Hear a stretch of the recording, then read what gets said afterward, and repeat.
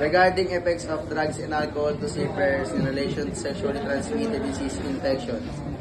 The use of drugs and alcohol among seafarers can significantly increase the risk of contracting sexually transmitted disease. The risk stems from combination of challenging working environment, isolation, and reduced inhibition caused by substance use. Below are the specific ways and drug alcohol related to the issue. The effects of drugs and alcohol on seafarers can significantly contribute to behavior that increase the risk of contracting a sexual transmitted disease or STDs or infection STI. Excessive alcohol consumption impairs cognitive function, reducing the ability to make safe and rational decisions.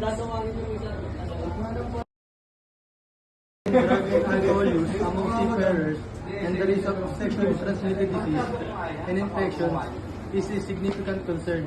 The nature of their work and lifestyle create vulnerability.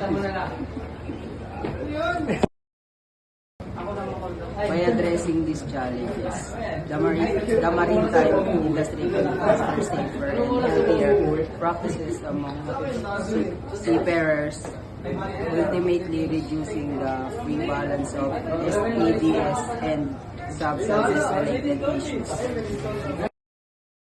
The relationship between drugs and alcohol use among seafarers and the risk of sexual transmitted disease, STDs, and infectious STIs is a significant concern. The nature of their work and lifestyle creates vulnerabilities, lifestyle create